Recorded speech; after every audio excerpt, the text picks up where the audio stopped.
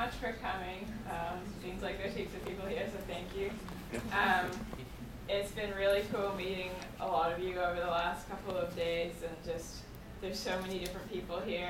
I had no idea. Our family came to the first 2 LCA conferences, and it's obviously grown heaps since then, which is really cool. So today I'd just like to share various aspects of my life so far. Maybe a little bit of emphasis on the blindness aspect of things, but it's pretty hard. When I was like trying to prepare for this talk, I was thinking like, how do you talk about being blind per se? And I just thought, well, it makes more sense to just talk about what I've got up to, I guess, and you'll see which parts of it have to do with being blind. Just like one more, I guess it's like an aspect of your personality almost. So all my family, well, my immediate family are here with me at the moment. Catherine, my mom, if you want to wave or something. Liam, my brother, and Mark, my dad. So I've kind of divided the talk into sections. So at the end of each section, if you have any questions, please, if you could just put your hand up and Dad will pick people for me. Just there's a bit of a large number, and I would like to see if I can get through quite a bit. And then at the end, there'll be time for questions as well. And also, we are here till tomorrow morning. So yeah, if I haven't talked to you, please do come say hi at some point. There's obviously lunch, and then this afternoon as well. Si tienen algunas preguntas en español y preferirían preguntar algo en español, por favor, háganlo sin problema. Puedo responder en español y en inglés también. Okay. Just saying that if you want to ask anything in Spanish, that's fine. I'll do my best. My Spanish is improving from all the practice at the conference. It's been great having some Spanish people around. Okay, so I'll start talking a little bit about the stuff that I had to be told because I was too young to remember it. But in my first year of life, until I was 9 months, my parents did not really know I was blind. They knew that there was something wrong with my eyes. They thought maybe I had like long-sightedness or a lazy eye. They eventually figured out I had LCA with, I think it was the 3rd doctor, the 2nd specialist. And I mean, I'm sure like any other parents, they were kind of like, you know, you can't exactly be happy about finding out that your child's blind when you don't know. I'm their first child, so they don't know what it's like to have a kid, and now she's blind. But I think they were pretty positive about it. Mom, well, both of them, but I guess Mom spent more time with me and made a particular effort to describe. Basically, you have a running monologue when we're going around the house. So like, okay, we're going up the stairs and there's a railing on the right. Now we're turning to the left and we're passing the bathroom, going into the bedroom, and this kind of thing would drive me nuts now, but I'm sure it did a lot of good when I was 1. So yeah. That was the main thing she says that she kind of changed when she found out that I was blind. I mean, obviously, the toys for babies are often kind of sensory anyway, so like rattles make noise, or things that feel nice anyways. So I don't know if they really changed a whole lot, but yeah, the description thing was big. And those direction words, I mean, they're important. If you're skiing and somebody tells you to go to the right and you need to think about which way right is, I mean, it could be too late, right? So, yeah, it's cool to be able to know those when you're little, get those into you. So at this point we lived in Ireland. I was born in Ireland. We stayed there till I was 5. And from an early age I'd been enrolled in, I think it was called a project school, which is basically a co-ed, non-religious school, which is unusual for Ireland because it's quite Catholic and it's usually like sex. But then Mom realized that actually St. Mary's School for the Blind, which is where I went when I was 4 for 1 year, because you start school when you're 4 there, had a lot more resources in terms of one-to-one help. I was in a class with, I think it was 6 other girls ranging in age from 4 to 7. And I had one-to-one, like I had a visiting teacher who was just, I don't know how much she was in, she was there a lot. And I remember I had a series of books that helped me learn Braille that I really liked them because they introduced like a new contraction or 2 new contractions every book, but the books were interesting enough that you didn't really feel like you were kind of doing a chore, you were just reading the book. I don't have a lot of memories of that, but I now, in retrospect, I realize how important learning Braille then was, and how important it is to start early and to be fluent, because being able to read Braille, if you're totally blind, it's basically the equivalent, it's being literate, right? Like, it doesn't sound very nice to say, oh, if you can't read, then you're not literate, but basically that's it, as far as I'm concerned. Also, as Peter was saying yesterday at the technology session, and it's so true, a lot of blind people who don't use Braille or who haven't learned to read at that young age, I guess, have really, really terrible spelling. I guess the assumption is kind of that if JAWS, the screen reader, says 2 words the same way, then that's the right spelling because it says it correctly, you know. And so often that just isn't the case. And I mean, when it comes to kind of now, and you're applying for, say, colleges, or you're applying for a job, you need to write a CV. It looks really messy if you can't spell, or if you're missing capital letters because you couldn't check that easily, or just all those kind of things. I think it's really important to be able to read. Okay, so there are other aspects of my life that Braille has been really important for as well. One of them is math and science. I honestly, I feel like I can learn by listening, but I cannot imagine doing maths completely from listening to those massive equations. So, oh yeah, all my textbooks were in hard copy Braille. Another thing where Braille was really important was in music. So I play piano and flute. I'm the person who played flute the other night, in case you knew. And so learning how to interpret things versus what's on the score was a really big aspect for Braille music. So before you learn Braille, or if you never learn Braille music and you're playing, you're probably learning from recordings, or somebody plays stuff to you and you copy them. But if you're learning from recordings, it's sometimes quite hard to tell, what is actually there and what is the person's interpretation. So there's that aspect Braille really helps with. Also, if you play in an orchestra or in a setting where you can't actually hear your part particularly well just by listening to a recording, it's really great to be able to learn it from Braille as well. Also, presentations like I'm doing right now. For those of you who are blind, I am reading off of a Braille note. And debates, anything like that where you want to read notes, I feel much more comfortable not having something talking to me in one ear and trying to talk at the same time. So I really like having the Braille sitting there in front of me, making me feel a bit less nervous today. Okay, so that's the end of kind of my early years and early literacy section. Does anybody have any questions so far?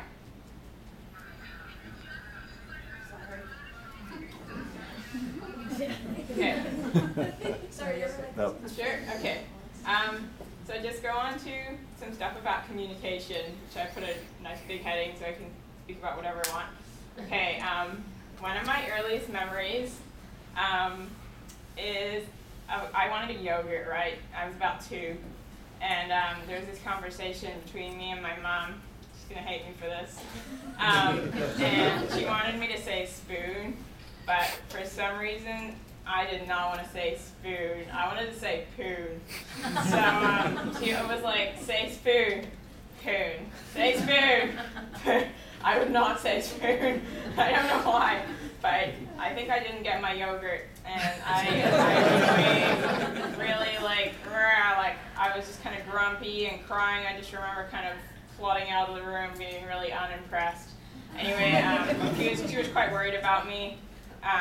Obviously, she realized the importance of communication, and she was like, maybe she has speech issues or So I went to a speech therapist for a little while, and it turns out that I was kind of fine. But I mean, at least she was protective, and she did want the best for me, and I was her first child, so she couldn't have really known that. I mean, when it's your second child, you kind of know that everybody develops at a different rate, and that things are probably going to work out. But your first child, you're a bit more worried. Well, I'm guessing this is how it is. I've heard lots of other parents. So yeah, I was lucky that I didn't actually really have any issues with my speech as far as I'm aware. And I guess I've always kind of realized the importance of being able to communicate well. Just, you know, relationships, advocacy stuff. Like if you have disability, obviously advocacy is going to be a big part of your life.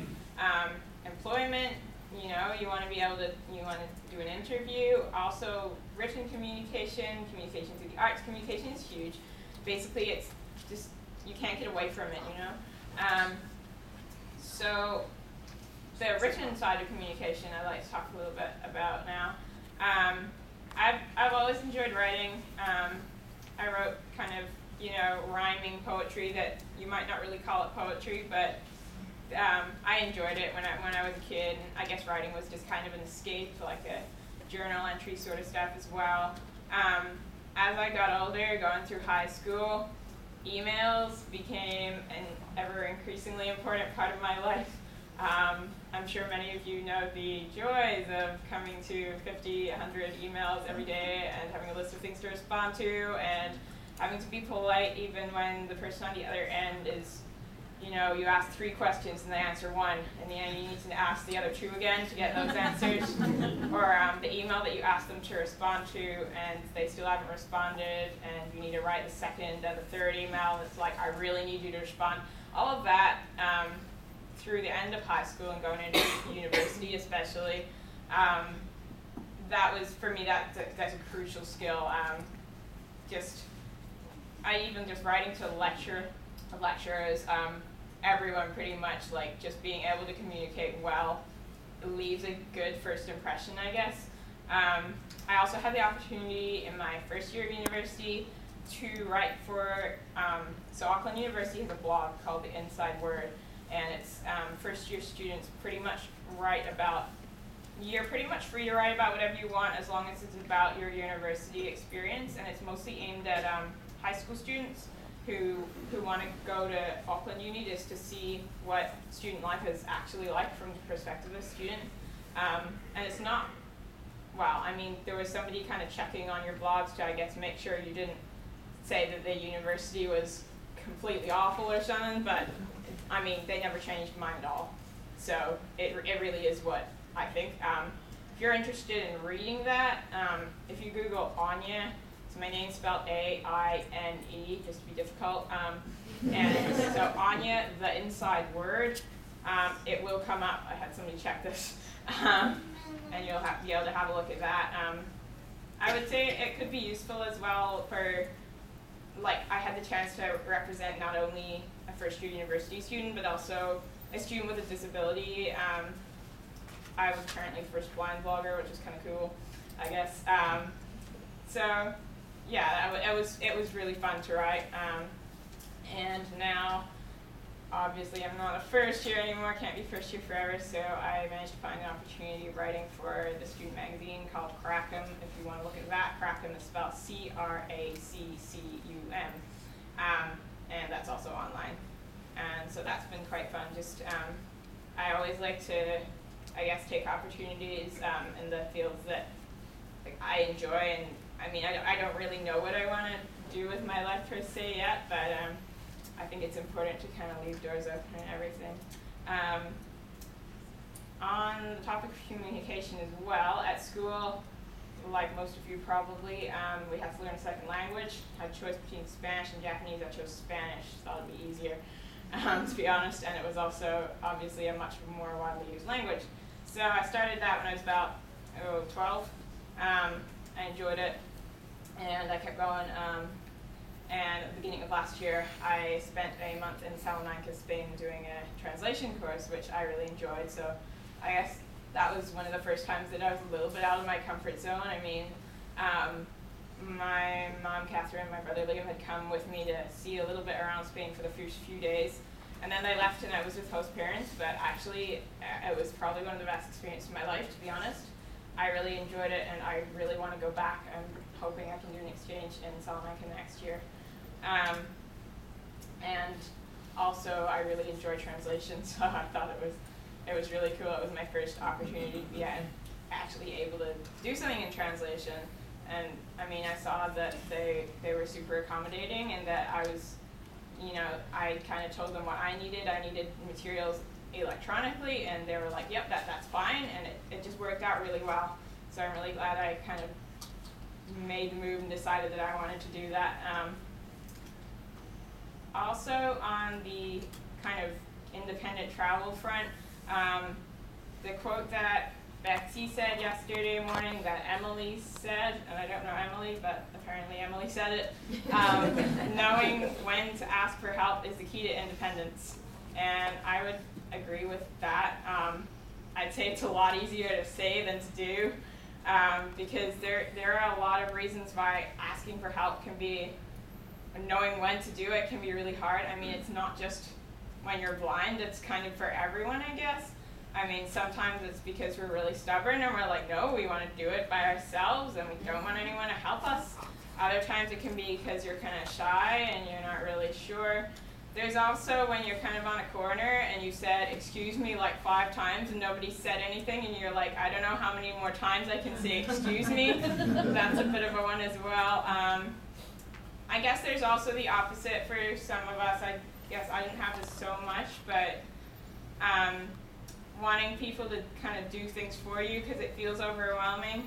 And I definitely did have this sometimes when, you know, you want somebody else to make a really difficult decision for you. Sometimes I still go to Mom and I'm like, Mom, which paper should I take? Should I take this one or this one? They both look really good. And Mom's just like, I don't know, Anya, it's up to you now. I'm like, oh, like, you know, growing up. But I mean, that's a part of life, I guess. Okay, does anyone have any questions up to here? Yeah. Hi, Anya, I was curious, when did you start, do you remember when you started advocating for yourself as far as using communication? Okay, I don't know if I could say that there was one very obvious starting point. I would just say probably the clearest jump for me was definitely going to university. I left home at that point. Well, I come back in the summer, but I was living at university accommodation. I needed to kind of sort my life out for myself. So just make sure I had all the materials I wanted for my courses. And I mean, I guess I tried to believe that what people thought of me would depend on like how I behaved and how I kind of thought of myself. So I guess I just tried to make sure that it didn't look like blindness was, you know, this big inhibiting thing, even with sometimes it really is a bit of a nuisance, just because you do have to do a lot of extra work. Like my first semester last year in particular, honestly, I'd say I spent 2 or 3 more times just preparing all the materials and getting them in one place than actually studying. It really does take time. So yeah, I mean. Sorry, Anya, can I just interject just to answer some of that? When Anya was year 7, how old are you? 11. 11. We had to deal with some difficult teachers, and I used to write to them. But I started blind copying Anya in at that point about how to write Actual emails to people who are difficult to get through. And I did that for quite a bit, and then through high school, Anya did start emailing teachers directly in high school. So before she got to university, she had been actually writing them. But she used to copy me then to check before, and then once she got to university, she just did it. So it was it was a gradual, quite a gradual process. I guess in Spain as well, I had to kind of explain what I needed a little bit more, you know, staying with a new family. I mean, they were lovely, but I didn't know them before I went over or anything, and I wasn't with like an exchange program. I was pretty much on my own, you know, so there was that too. And I think in my writing, it's a really good opportunity because I feel kind of confident in the sense that when you're writing, you can think about what you're gonna say quite a lot. and really like paint the picture that you want to have come across to other people. So just going back now a little bit more to the kind of independence and life skills, if you like. When you are little, so when you're 3, 4, 5, and even pretty much when you're living at home, your parents do definitely take the lead to some extent. So first step, one of the first steps anyway, when I was 4, was to get my own little cane.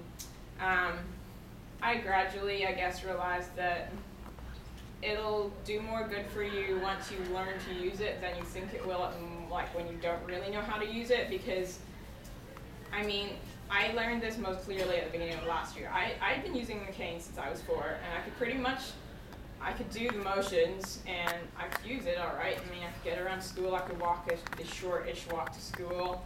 It was kind of okay, but, I mean, our uni campus is spread out over, it's not a huge area, but it's on quite a busy street, and there's side streets, and my apartment is not too far away, but I mean, it's kind of a 10 to 20 minute walk to most things. And you know, there are roads to cross, and there are a few driveways where you just kind of wait a minute and hope that there's nothing in front of you. Because, yeah, there are always buses on the street, so you never really know, but anyway. And yeah, using a cane is an art. I mean, it's the reaction time between when you hit something with it and when you get your cane out of that thing. Let's say it's a garbage can, as you call it here, out of the way, and then you need to move around it as well. It's right in front of you. It's no good if you just kind of hit it and then you can't react enough to actually not hit it yourself. So yeah, I mean, it's difficult, and a lot of blind people I know don't really like it. This is probably not so much the case here, but a lot of people don't like it because, yeah, it's hard, it's slow, it takes a while to get good at. I'm kind of feeling that now. I'm beginning to get more confident at it, and I'm beginning to be kind of happier walking at a speed that feels kind of normal to me. I would say I probably walk on the fast side, but that's what I want to do, so anything else would feel kind of like I'm being held back, I guess. Other independency kind of things when you're little, we already talked about the kind of importance of direction terms. Knowing, let me see what I even write here. Oh, knowing what a clock face looks like is cool for directions as well. If you're doing orientation, somebody can be like, okay, go at 1 o'clock. That's much easier than saying how many degrees to the right you need to turn, because that's just awkward being, you know, it gets really specific. So a clock face is great because it's a kind of a universal thing. It's also good for food on your plate, you know, all that sort of stuff. Also, tying shoelaces. So I learned this when I was about 7, which seems kind of old, but I guess we all do things at different times. And Mom showed me this way of, like, you know, you make half a knot and then you do something really complicated and it eventually becomes a bow.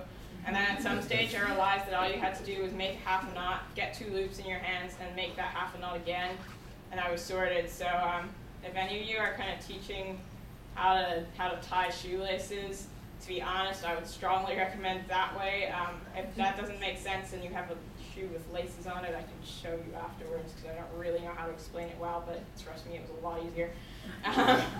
So, other skills, writing your name. You'll always need to know how to write a signature, even if it's not like a super legible signature. It doesn't really matter, but you do need to be able to write the same thing again and again. And so I was lucky to have a what's it called, TBI. It's called a different thing in every country, unfortunately. It's a resource teacher based in New Zealand. It's a visiting teacher in Ireland. Anyway, who taught me in Canada. We moved to Canada when I was 5. How to write my name in a kind of, you know, like, I guess you call it joined up writing or cursive or whatever, to be able to have a signature, and that's been really good because you pretty much from when you're 16, I guess, you're just signing things all the time. And I also found being able to read and write basic print. Now my writing is nothing special. You can maybe read it if you try hard and if I go slowly. But I can write the letters. I usually try and write birthday cards for my family in print, and I can usually read most of the words. So I seriously do think it's a good skill to have, to be able to understand that the other system, as it were, as opposed to Braille. Same with kind of print music, just having a basic overview of what it is. I learned print most effectively through jigsaw puzzles. There was one with all the lowercase letters. There was another one with all the uppercase letters. I don't know why I loved them. I didn't realize at the time that learning print was like this important thing. I was like 6 or something, but I loved them and I learned the letters. So I guess if you can get your kid to think that it's just a fun game rather than a chore, then that's always going to be something helpful. And I mean, there are times when the print letters do come in useful. And numbers, the hotel doors sometimes have, you know, those raised print numbers and they don't have Braille. I've seen that quite a lot. For that. Seen some board games, Bananagrams is one that's kind of like Scrabble, where the print letters are pretty clear and they're like engraved. So I can read that sort of thing as well.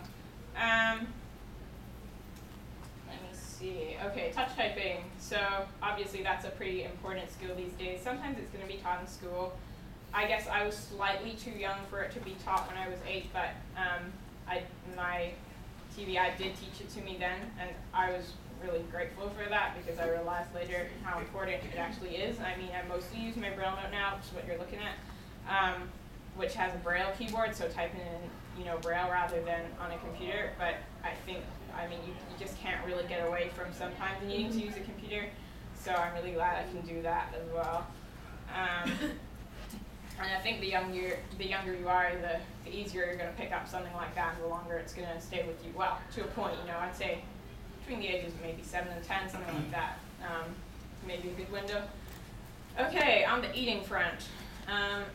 I remember not enjoying being taught to eat properly. Like, I thought, you know, I'm at home, I should be able to do whatever I want. And then parents' view was, well, no, you need to be able to practice like you're eating in front of people so that when you are eating in front of people, you look okay. Which, yeah, I was not a fan, but I mean, now when you are invited to like a luncheon or something like that, or, you know, a function, and when it is actually fancy, and I mean, this happened a couple weeks ago, I was presented with this very large piece of steak, and it was actually really nice, so I actually really wanted to eat it, you know? And so I started cutting it up, and I mean, it wasn't perfect, but at least I realized, you know, I could cut off a bit, eat it, cut off another bit, and it was kind of okay. Whereas I guess if my parents had been like, oh, okay, you can just do whatever you want, you know, put a piece that's 2 bites size on your fork and just bite half of it off, they just let me do that all the time, then it would have been a little bit awkward when we were at this thing with like almost nobody that I knew, and it was really formal, you know. So yeah, I mean, it is a good idea to stick at it. Yeah, your kids will thank you one day. Might not be for a few years, but yeah, keep going. Okay, getting dressed. My first issue with this was not actually the, you know, the what to wear side. I was slow. So we lived in Canada from when I was 5 and a half to when I was 9. We lived in New Brunswick. I don't know if you know anything about New Brunswick. If you do, you know the winters are cold. Minus 15, minus 20 is kind of not that unusual. And so, you know, every recess and lunch you have to get all your like snow boots on and like snow pants and gloves and everything, and it was always a bit of a rigmarole for me, and I hated it because Mom decided one day that I was just too slow and I had to practice it at home, and I was like, oh my god, like I have to do this just for practice, I don't even get to record it when I'm playing it. So it was pretty bad, and I mean, I'm still pretty slow, not ridiculously slow anymore, I guess, but the only thing I can really say that kind of helps is doing one thing and thinking about whatever you need to do next. So I don't know, you're putting your snow pants on, you're like, okay, my boots are going to be straight on the right, just in front of me. Or just remembering where the next thing you know that you need to do actually is, so you don't have to think about it once you've done step 1. Then there is the side of what you're actually going to wear. What I found is generally that remembering what you cannot wear together is usually a faster way than remembering all the possible combinations. Also, buying particularly bottoms, if you can get bottoms that go with a lot of tops, that's usually easier than the other way, like trying to get tops that go with a lot of bottoms. And then if you just know the one thing that doesn't work. So like say, if I've got a couple pink skirts that look good with most of my tops and most of my shoes, but not sneakers, or stuff like that. Just knowing those little things, that the rules, if you like, of what doesn't go. I was indignant finding out when I was little that not all pinks can be worn with all pinks, and not all reds go with all reds, and this was completely didn't make any sense to me. I've just got light perception, no concept of what colors are, despite I don't know how many people have tried to explain what a color is to me, my goodness. But yeah, okay. The other thing is that it might be a little bit difficult to decide whose opinion on clothes you really trust the most. For me, it's kind of my mom and my brother now. He's pretty good. He's pretty onto it. I'll be honest. Maybe not my dad quite so much, not on this one. Being honest here. But I mean, people can all be honest, really honest, and they can disagree on what looks good. Like, that's just how it is sometimes. So I guess, I mean, you do have to decide who you really want to listen to. And obviously you've got your own opinion too, but sometimes those things that feel super comfy just, they're not the right color for you or whatever, and that is important too. One way that I did sort of learn what color my tops were, I did put them kind of in piles, pinks and purples together, and greens, yellows, and blues, something like that. But I kind of gave them names like the pink heart top or the purple angel top, or based on what I had on them. And after calling it the purple angel top for a few months, you remember that top's purple. So that was good, because I had issues associating, I still do, colors with objects. No problem remembering the names of the colors nor the objects, but when you got to remember which one goes with which one, that's a mission. Okay. Another way to do things with socks is to literally just divide them up. I don't always do this, and I probably should, but put shoe boxes, anything like that, in the drawer, divide them up, whites and blacks. There are also those, I don't know if they got a name, but they're like netting kind of bags that can go in the wash. If you really need to divide up the colors of the socks, you can stick some in there.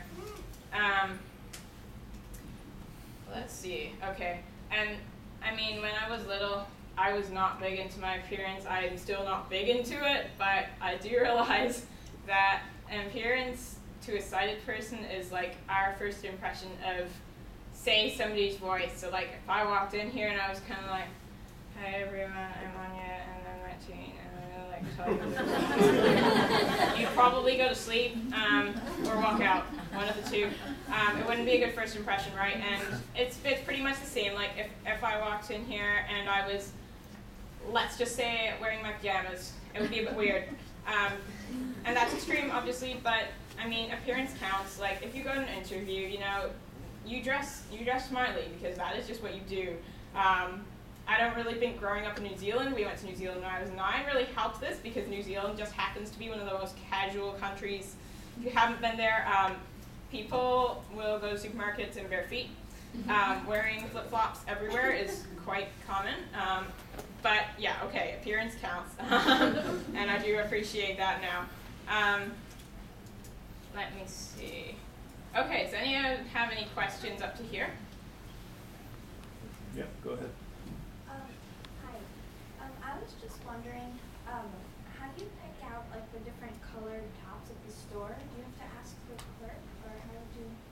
I have pretty much always gone shopping with someone already. Like, I don't think I would feel confident just going on my own. And the couple times that I have been with somebody other than my mom, there was this one time I went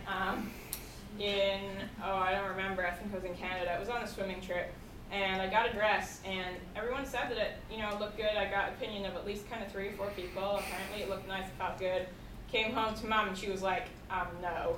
So that was kind of embarrassing. So I usually try to go with her now. So can I just also just say one thing I would like to do for Aine that a friend of mine had done in China, and I thought it would be a great idea, is I would like to take her to one of these places that do your colors, and they will provide a swatch of the different colors in a little, little thing you can put in your handbag that my friend has. She's not blind, but she just goes and looks for those colors. So that when Aine's on her own, she can pull this out and say, these are the colors that suit me. You know, do you have any tops or whatever in these colors?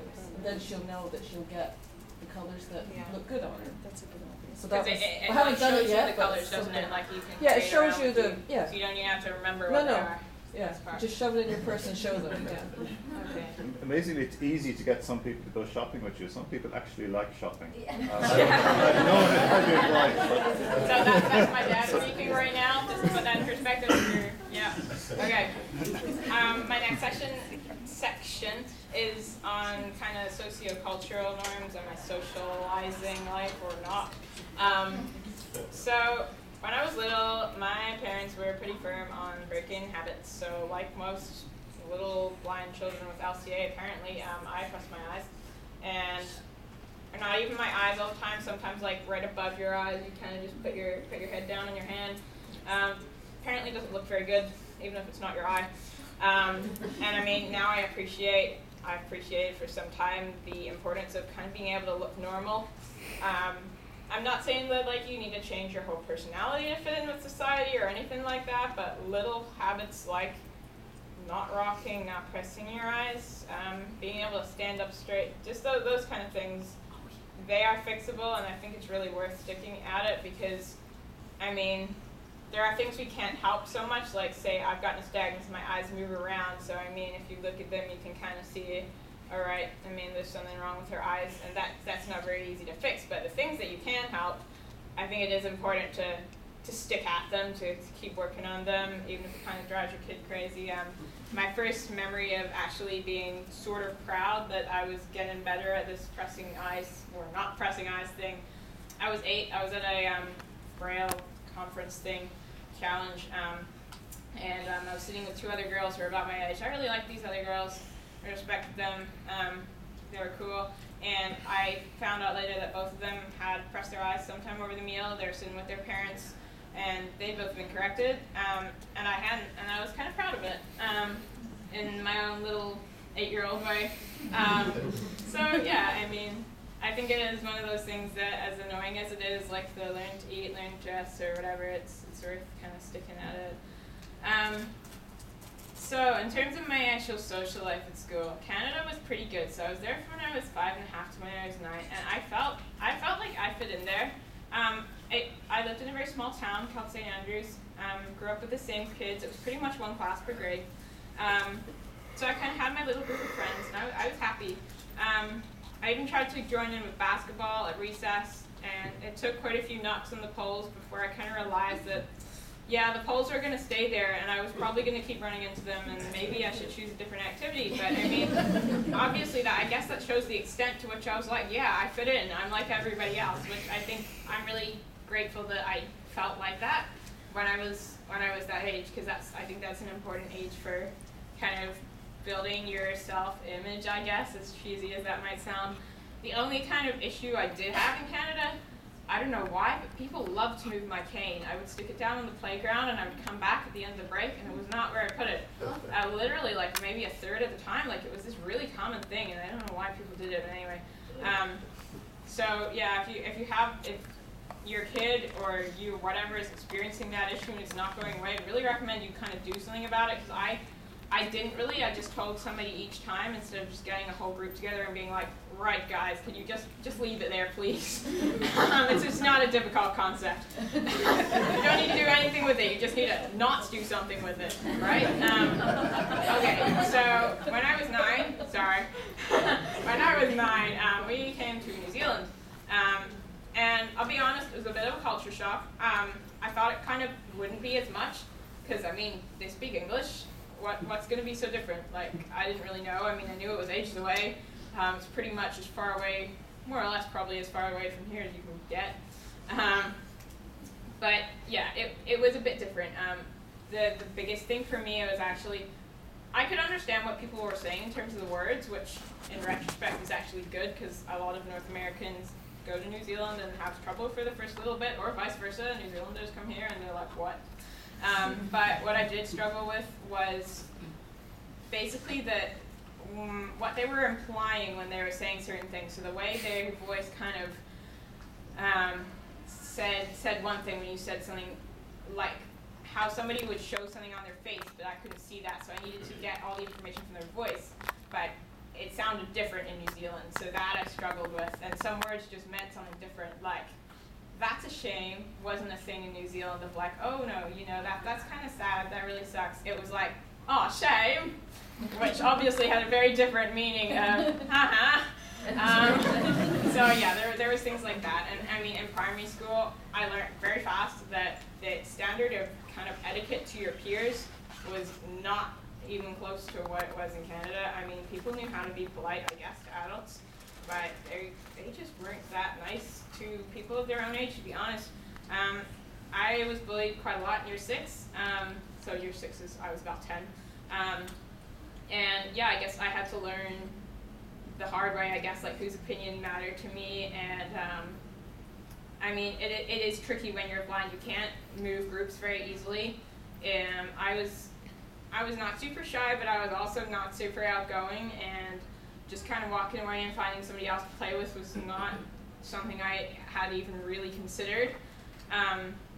So yeah, I mean, blindness does kind of get to be a thing that people can take advantage of in that situation, which is a pain, but I think in the long run, it made me kind of more aware of that you can't just listen to everything everyone says and take it at face value, because there are some people who are just not particularly nice, or who, you know, they have some insecurity. This is usually the case. They have something that's not quite right for them, and they feel like putting somebody else down does something good for them. I don't really understand how that mentality works, but there it is, and it's a problem for a lot of people in a lot of places. So, okay, I was lucky that at home I always had a very supporting, kind of caring family, and at home was always a very positive place. So, definitely like grateful to my family for making that happen. I think I did give my mom a bit of grief when I was around that age, 10, 11, 12, because I was trying to figure out, basically in New Zealand, people, a cultural thing that people say what they think a bit more directly, and I was of course learning at school like, oh, somebody can say such and such to me and it doesn't really bother me, and I know I'm not supposed to be offended, but I say that to Mom and she's like, she's offended, and I'm like, but that's not what I meant at all. So it did take a few years for me to sort those kind of cultural things out, but I guess it was a learning curve for me, and maybe for her as well. I mean, it was a completely different country. We hadn't been there. My parents had been there once briefly when I was little, but none of our family had been there before. Dad just managed to get a job, so off we went. And in high school, again, I didn't really have the greatest social life, but it was a combination of things. I was really busy. I had swim training in the middle of the day, which didn't really help. I was kind of out of class a lot, and I was, again, not super confident about going up to people and being like, hi, because it was a small school. Everyone kind of had their group. They knew each other. They also didn't really come up to me. But at the end of the day, I mean, as hard as it really is at the time, I guess that's something I just have to accept. Like, I'm not the most social person in the world, and maybe that's okay. So yeah, I guess there is a bit of that kind of feeling understood thing, and it was really cool going to the study that Mary was talking about yesterday at 1 o'clock, and the possibility of having kind of mentors for people transitioning from high school into college, which is a time that a lot of people, you know, it's a difficult time because suddenly you feel like you're a bit on your own, you can feel a bit isolated. I think that's a really cool idea to be able to bring people together. Anyone questions up to here? I have a question. My name is Jody. Do you remember how your parents encouraged you not to press your eyes in a way that you found positive? Or how did you feel? What was it? I don't really think I did find it positive. I was just glad that I eventually stopped doing it because they kept at me, to be honest. Okay, I just answer one thing. When she was little, yeah, we just tried to keep her hands busy, was one. I did tell her to stop, but always try and keep something in her hands. As she got older and started to understand more, I'd start to say, I would explain, you're damaging the fat under your eye, and it will look sunken. And I could maybe fix a little bit with makeup eventually, but it will ruin how you, and you know, I was pretty harsh, I have to say. I was like, you're ruining what you're gonna look like. So if you don't stop it soon, I won't be able to fix it. That'll be it. Right. But when she's little, keep trying to keep your hands busy. No, Anya, down, down, down. Or maybe even saying, I'll take that away. It was pretty constant. Yeah. I wasn't nice. Not gonna lie. It must have been pretty But bad. that's what I'm wondering, did you, I feel like my son's 6, and I think a lot of people have this struggle, and I feel like we're in a constant battle over it. And sometimes I feel like, gosh, I just step off sometimes, because he's being driven crazy by me bothering him all the time. But then you say, I'm glad that my mom did that, because later on it was, maybe, but at that time, do you remember feeling angry or? Yeah, I didn't like being picked on. I especially didn't like it when I actually wasn't pressing my eye, and moved my hand up here a bit, and I was like, okay, it's not my eye anymore. What do you want about me for now? But yeah, apparently it still doesn't look, you're talking to someone, it's good to look in their direction. Even just the other night, I was patting the dog. I kind of had my head down, dog was on the floor, and not looking up, and Mom was like, well, no, that's kind of rude. So there you go. Okay, I don't have much time left, and I've obviously been going a little bit slowly. Well, not slowly, but I just made the talk of it too long. So I'll just talk briefly about some of my hobbies. One of them was music. I started playing piano when I was 4 and flute when I was 8, and I was always my family encouraged me to, take up what I enjoyed. I love music. I also had very good teachers who challenged me and understood that each student is unique, I guess, and that there's no one-size-fits-all teaching method. And I realize now, I kind of realized then too, it's imperative to have good teachers, especially if you're going to even consider kind of taking music on further, who really instill in you a love for playing and who let you kind of explore your own boundaries as well, and who don't kind of confine you too much to a system. And I really felt very kind of normal and accepted, I guess, at music camps. There's one in Australia that's fantastic, that's just for blind musicians, but at ones for sighted, or for anyone as well. The Auckland Philharmonia Orchestra runs a summer school for kind of anyone who wants to come audition and participate. So I did that when I was 14, and I got a chance to play. This won't mean anything to you unless you're a musician, I guess, but Shostakovich's 10th Symphony, I was in there. It's a big work. So that was a really good experience for me. I have to say I love playing in an orchestra.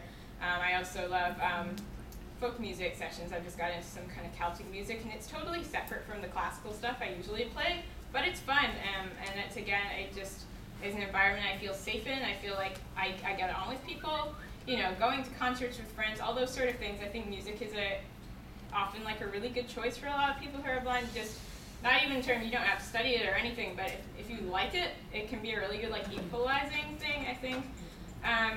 And now I am studying music, and now I'm kind of thinking, so I'm studying music, flute performance in English and Spanish, and I'm not sure now if I really do want to commit to trying to aim at going to and playing in an orchestra professionally, because that's huge. Even if you can see, that's very few people get there. A lot of people play flute, and there's only 3 full-time positions in pretty much most professional orchestras. But I want to keep all my doors open. I'm in the Auckland Youth Orchestra at the moment. I'm happy. So, yeah, I've got 2.5 years of my degree left, and I'm just going to see what happens, I think, for now. And there are a lot of challenges, I'm going to be honest, with studying music as well. It's taught me a lot as a person, but memorizing, there's a lot of memorizing, especially if you kind of play in a lot of different groups. So if you play, in a band, orchestra, flute, choir, you got your recital pieces. There's always stuff to memorize. Also getting materials in an accessible format, so you've got to think ahead, before your orchestra or whatever gets to the next program, you've got to be like, right, I really need this music as soon as you can, and when they forget to give it to you, you need to remind them another 3 times sometimes. They're not all, they usually try to be helpful, but people have a lot of things to do, so it's fair enough that is your responsibility, and it can take time, it can be frustrating. Same with getting theory materials from lecturers. Okay, I'm running out of time, so I'm gonna run on to sport and recreation. So, as some of you, I think, know, I went to the Paralympics when I was 17 in London for swimming. So, how did that start? Well, I did a lot of activities, sports, I guess, when I was younger. So, between when I was 4 and when I was 8, didn't do these all at once, but I did try skiing, gymnastics, swimming, horse riding, skating, speed skating, figure skating. tap dancing, and cross country. Like I said, not all at once. When I got to New Zealand, I started doing swimming lessons more regularly. In Canada, it kind of just been a summer program for swimming. So from when I was 9, I did that, just with kind of everybody else, I guess, in a small class. When I was 11, about 11, I was kind of finished the swimming lessons part of it. Like everybody else, I guess, I was just kind of coming out of the they teach you part and going into coaching kind of, but this was a bit of a problem because the swim club didn't really want me, and I guess it was something about the extra work that they thought a blind person. Mom, do you know why? No, I don't know. Well, they didn't want me anyway, and we had to fight to get me in there, but Mom did that, and they let in eventually, and my teacher from before and her daughter were nice enough to keep coming to that pool and keep helping me one-to-one when they were not being the most cooperative. So I mean, yeah, there's, there you go, extra advocacy, extra work just for the same opportunity sometimes, but I mean, it was worth it, I have to say. Like, when we were 14, I moved probably about 40 minutes south, went to a much bigger swim club, really got a lot out of being there. This time the coach was, it took a little while to get a coach because there was some changeovers and things were happening. But when I did get my coach, who was with me till I retired when I was 17, Gary, that was fantastic. Like, I don't think I could have asked for a better coach, to be honest. And when I was 15, I think I was 15, is that right, Mom? Karting? Yeah, I had the opportunity. They basically said, if you work hard and if you take, so you have this thing called karting, and they offer you basically services, but you have to make a commitment to try and go through to the Paralympic Games coming up, basically. So I had to choose, did I want to commit to trying to go to London? And at that time, I mean, London had not really been something I was aiming at, to be honest. Like, I kind of liked swimming, and I kind of liked doing small meets, and that was fun. But I was like, no, I don't really want to, devote my life to it. But then when the opportunity came up, it's quite hard to say no to the chance to be able to go to a Paralympics. I mean, you watch the Olympics on TV. I'm pretty sure most of us have watched at least some of the Olympics. I mean, it's pretty cool, right? So that kind of won in the end, and I was like, okay, I'm going to try. So I basically kind of got fast-tracked, as they call it, because it all happened so fast. I went to Pan Pacific Champs when I was 16 in Canada, which was basically my first big international meet. Then to Sheffield in England for Paralympic trials in April of 2012. And then the complicated system of how you get selected is not actually just based on your time, but fortunately New Zealand, who had only been given 3 slots for girls and had 5 girls who qualified, managed to get the 2 extra slots, and we all went, which was good because, to be honest, I think I probably would have been one of the ones who would have not gone had we not got those 2 extra. But it was a fantastic experience being in London, to be honest. Has anyone in here been to a Paralympics or Olympics? Nope. Village? Nope. Okay. Well, it's really cool. The food hall is something else. You've probably seen it on TV, but it's humongous. I think it's like 3,000 or something like that in one go. It's this kind of, it's not outdoor, but it's kind of ventilated, and it's got food from all over the world. And the village is honestly, it's like a mini city. It is pretty impressive. New Zealand, we got to stay in the same place the Olympic team had been in just before us, and it was like this 8-story building, and we were only on the first 3 floors. It was awesome. Anyway, so yeah, I mean, to be honest, it was before that I had to make a decision on whether I was going to keep swimming. This was my last year of school, year 13, and I had to decide whether I was going to keep doing that or whether I was going to go off to university. I mean, I could keep swimming and go to uni, but what I could not do is do 2 degrees and be studying music and keep swimming. So something was going to have to go. And I mean, the early mornings had been getting to me. If I'm totally honest, the social environment for me had not been positive for swimming meets. For some people it's fantastic. For me it wasn't. My training partner, I think she had been there for longer than me. She was a much more experienced athlete than me. She was a better athlete than me. But I think she felt kind of threatened by me in some respects, and she was not especially nice to me. That's kind of an understatement, but big understatement. We didn't get on. And we were often rooming together, and we were just together all the time. And I mean, you try to get those things out of your head and get on with it, but after a while, I mean, you can't really completely discard it. It's a part of it. So I mean, at the end of the day, it was kind of a whole bunch of things together, and I decided that I really wanted to study music and doing my conjoint, which is what we call doing 2 degrees, or you call it double major, I'm pretty sure. So I did that, and I stopped swimming, and sometimes I still dream about it, and it's really weird, like not having been in the pool for so long, but I mean, at the end of the day, I'm happy I stopped swimming. Does anyone have, actually, I think I'll just do this last little bit. I've just literally got like 2 minutes. I'm sorry, this has been kind of longer than I thought it would be. And then any questions we can do afterwards. So I just want to say finally some like things that have helped me, like, I guess keep going, like when you need a little bit more motivation. So I learned Braille music when I was 9 at a program called Music School in New Zealand, and it was really cool because it was an older girl. I don't know if any of you know Jushin Han. She's a very good singer, studying in the States at the moment. But seeing somebody who was, she was about 18 at the time, who's kind of been there and done that and who was helping me was fantastic. So just thinking about those people.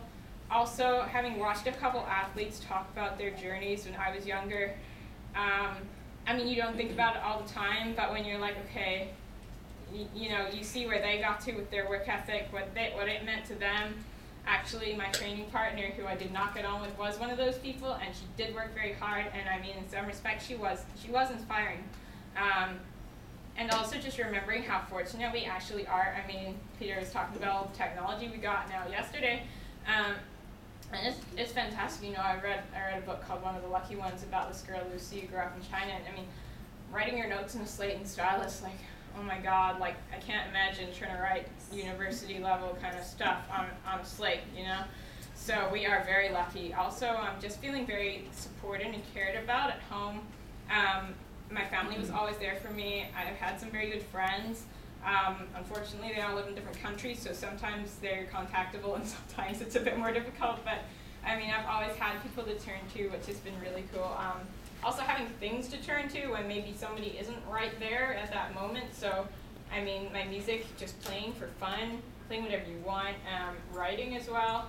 Writing is usually a good one because you can do it when it's, you know, you need to be quiet and there's nobody else there. And so yeah, and one more thing was just being able to feel useful, feeling like you're making a difference in somebody's life feels really good. I'm sure most of you have done this on many occasions, you know what I mean? Like, it's just a really nice feeling, like when you know you've made somebody else's day, I guess. So I did a little bit of fundraising at school for, do you have the 40-hour famine here? It's a World Vision. Nope. Okay. Basically, you don't eat or you don't do something for 40 hours and you fundraise for World Vision.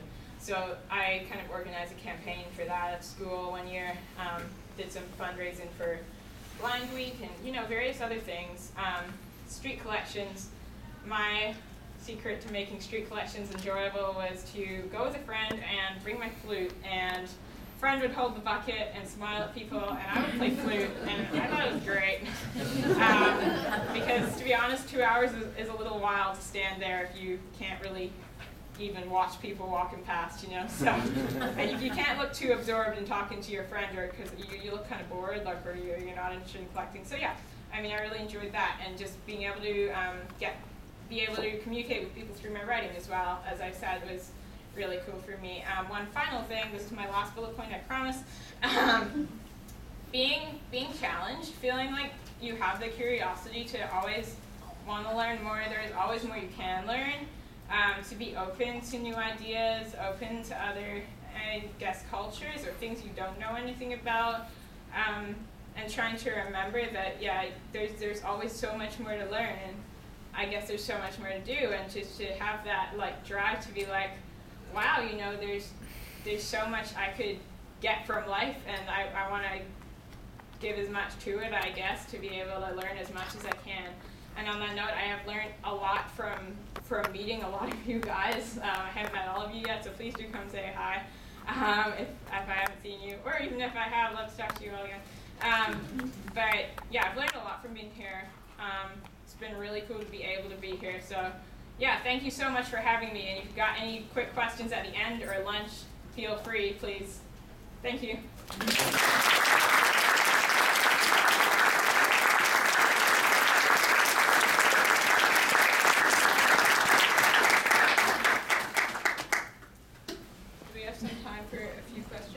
Yeah, I think so. Yeah. Yeah. Just Okay, question?